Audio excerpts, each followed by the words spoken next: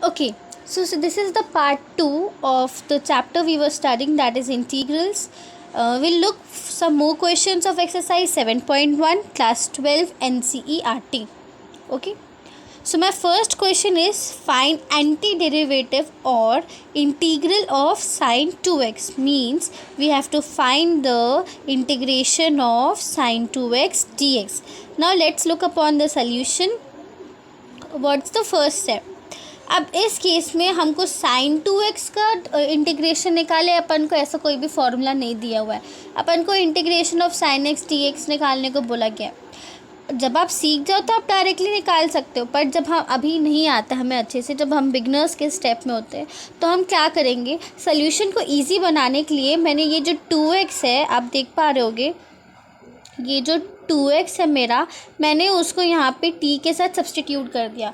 ये जो मेथड है हम उसको मेथड ऑफ सब्सटीट्यूशन बोलते हैं, जिसमें हम किसी एक वैल्यू को पूरा रिप्लेस करके कुछ और नाम दे देते हैं। ठीक है, तो मैंने क्या किया, यहाँ पे जो साइन 2x का जो 2x था उसको मैंने t के साथ सब्सटीट्यूट कर दिया। अब डिफ्रेंशिएटिंग बोथ साइड्स, मैंने दोनों साइड्स को, दैट इज़ 2x को और t को, दोनों को डिफ्रेंशिएट किया। सो 2x का डिफ्रेंशिएशन 2dx आ गया और t का डिफ्रेंशिएशन dt आ गया। अब इससे अपन को dx की वैल्यू पता चल जाती है। अपन को यहाँ पे ये जो dx है, देखो यहाँ पे साइन 2x dx है, यहाँ से अपन को dx की वैल्यू पता चल गई जो कि है dt/2। ठीक है, ये क्लियर हुआ। एक बार फिर से देखो कि आपको जो साइन 2x था, मैंने उसको 2x था उसको t के साथ सब्सटीट्यूट किया, दोनों साइड को डिफ्रेंशिएट किया तो 2dx आया, फिर इक्वल टू dt आया, विच एम्प्लाइज, जिसका मतलब ये होता है कि dx की वैल्यू क्या हो गई, 1/2 dt।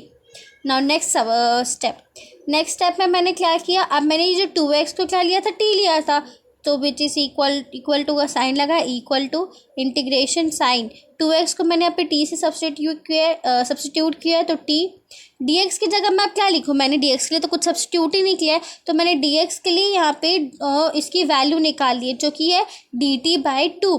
तो यहाँ पे dx की जगह मैंने लिख दिया dt/2 which is equals to dt/2 मतलब कि 1/2 integration of sign t dt। Now अब अपन को फॉर्मूला भी पता, अब इसका फॉर्मूला हमको पता है कि integration of sine x d x is minus cos x plus सी।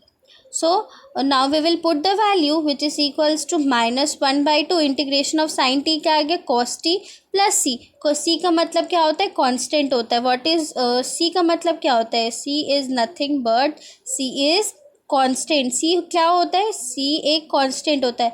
अभी अपन को इंटीग्रेशन कहाँ से कहाँ तक हो रही है हमको नहीं पता, तो अपन को लेकिन जब पता रहेगा तो हम ये सी को नहीं लिखेंगे। ये जो सी अपन लिख रहे हैं इंटीग्रेशन के बाद आंसर में, जब हमको यहाँ पे लिमिट्स दी हुई होगी इंटीग्रेशन की तो हम नहीं लिखेंगे, बट हमको यहाँ लिमिट्स नहीं पता इंटीग्रेशन की तो हम सी लिखेंगे। तो फाइनल आंसर क्या है, equal to -1/2 cos 2x plus C.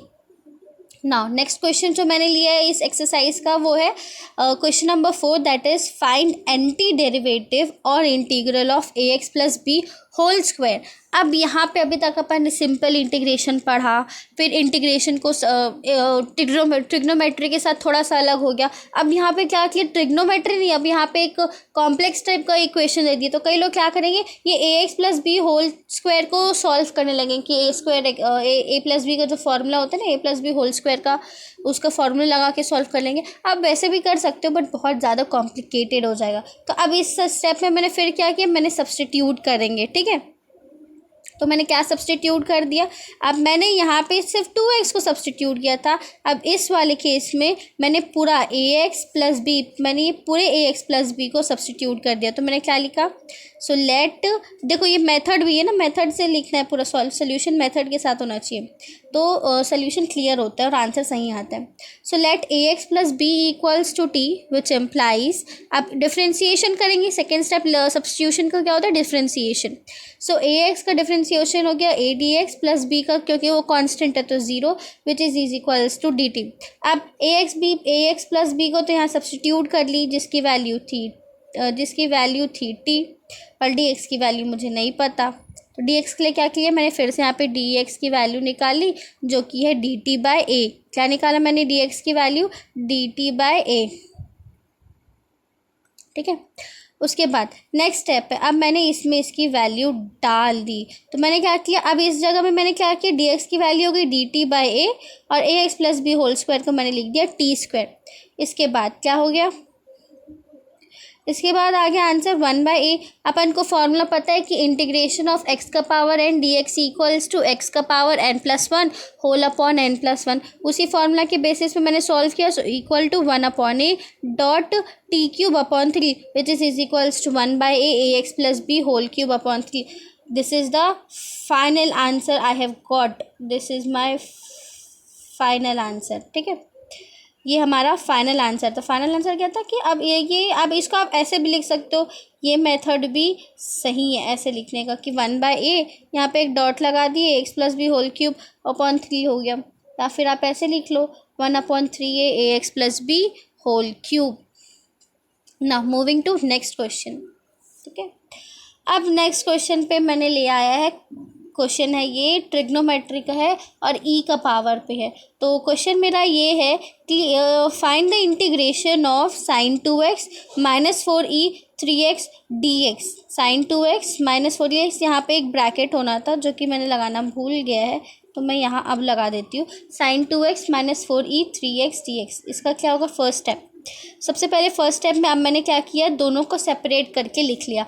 What my first step, मैंने सबसे पहले क्या किया, सेपरेट कर लिया। ऐसे में कन्फ्यूजन होगा तो मैंने सेपरेट कर लिया।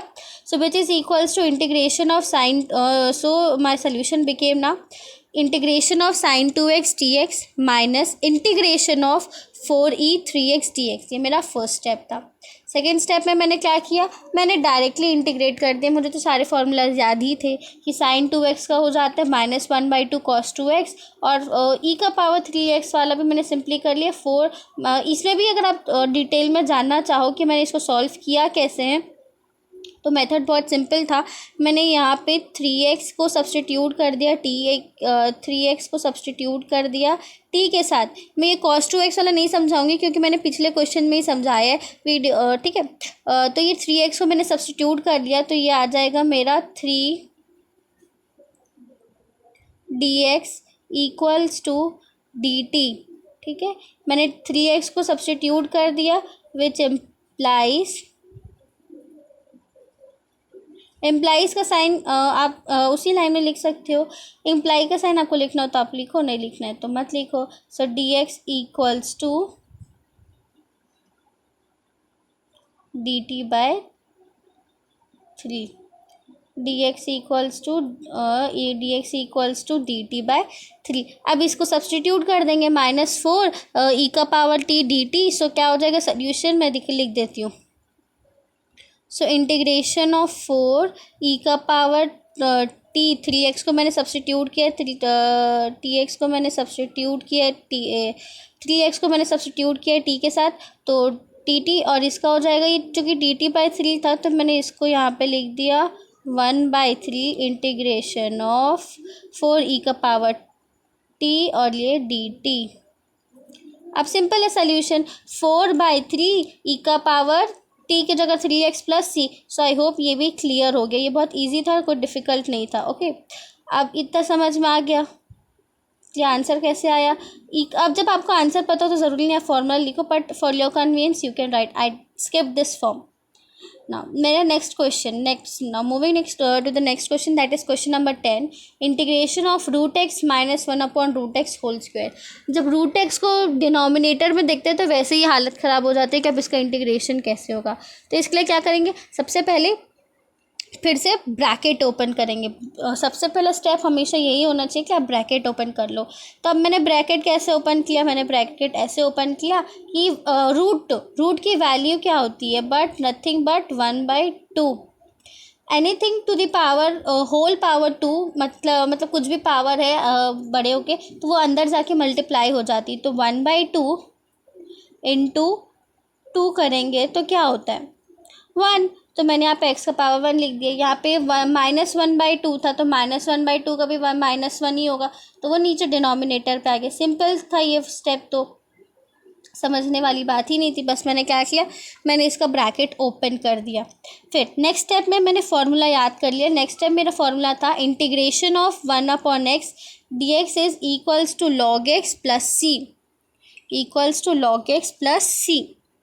Okay, I have remembered the formula, I wrote the formula and I wrote the answer, that is x upon x square upon 2 minus log x plus c. Now next question, question number 12, integration of x cube plus 3x plus 4 whole upon root x. फिर से confusion. अब इसको कैसे ना, यहाँ पे तो bracket भी नहीं है, तो बस कुछ नहीं करना है कि हर एक टर्म को रूट एक्स के साथ डिवाइड कर देना है. सो रूट एक्स के साथ डिवाइड करेंगे तो जब अपन लोग को पता होता है कि एक्स का पावर एन होल अपॉन एक एक्स का पावर एम, तो उसका फॉर्मूला क्या हो जाता है, वी ऑलवेज नो कि x का पावर n अपॉन x का power m equals to x का पावर n माइनस m.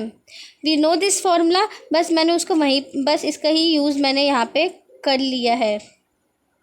तो मैंने इसको कैसे किया, सिंपल सा फॉर्मूला. 5/2 देख के लोग वो कंफ्यूज हो गए थे, यार इसको यूज़ कैसे किया.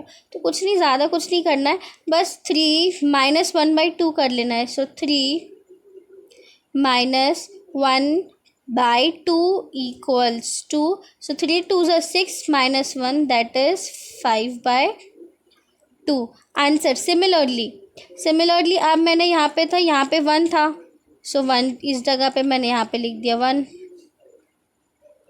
1 माइनस 1/2, 2 2 ज़ा 4 होता है. सो 2 2 ज़ा 4 माइनस 1, 2 2 ज़ा 4, सॉरी 2 माइनस 1 इज़ 1/2. यहाँ पे तो कुछ था ही नहीं, तो सीधा x का वहाँ पे ऊपर चले गया, तो 0 minus 1/2 is minus 1/2.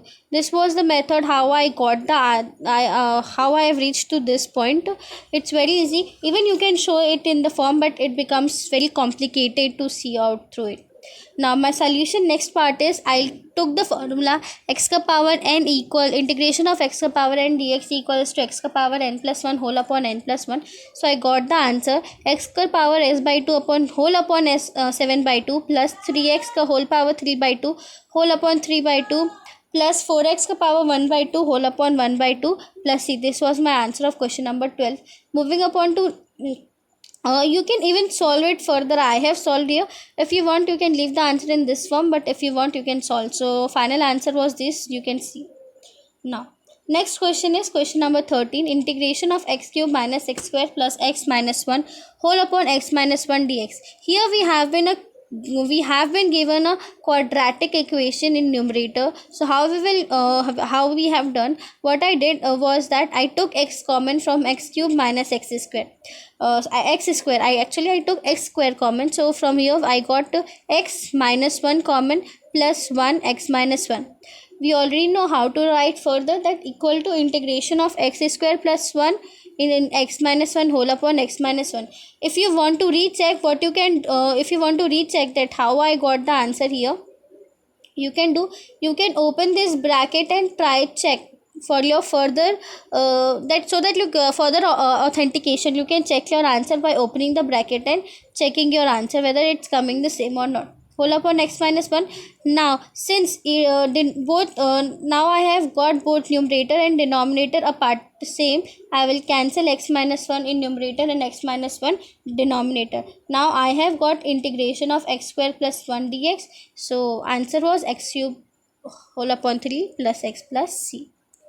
Now next question number 18, integration of sec x bracket sec x plus tan x dx. How will I do? Again my first step will be to open the bracket, which is integration sec square x plus sec x tan x dx, which is equal to I have separated now here integration of sec square x dx plus integration of sec x tan x dx.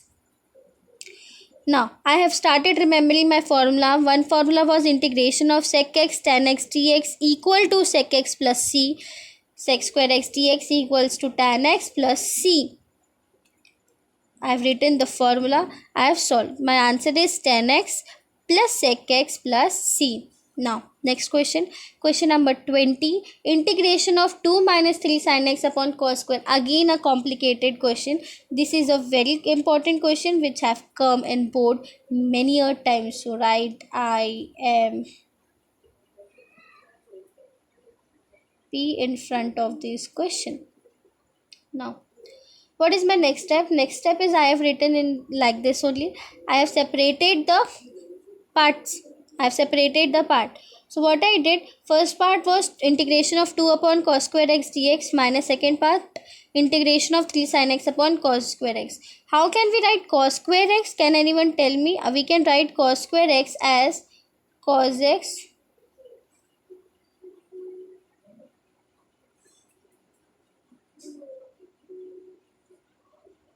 cos x.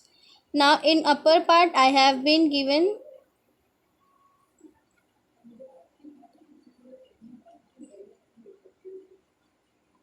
sin x. ठीक है, एक sin x एक cos x मिलके tan x बन जाएगा, ये भी अपन को पता है. यहाँ पे देखो मैंने ये एक sin x एक cos x मिलके tan x बन गया. अब बचा मेरे पास एक cos x, तो इसको मैंने क्या लिख दिया, sec x के फॉर्म में. I hope you have cleared how I got this 3 sec x tan x. Nothing but 3. I have written cos square x 2 times. Cos square x is what? Cos x into cos x. So I took it in the form, so it got 3 sin x sec x tan x equal to 2 sec square x dx. Writing the formulas, which both these questions have been used same formula. So final answer is 2 tan x plus 3 sec x plus c.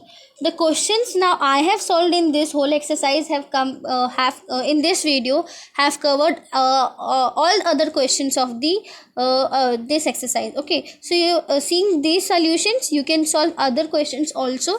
Try it by yourself, and if nothing but thank you.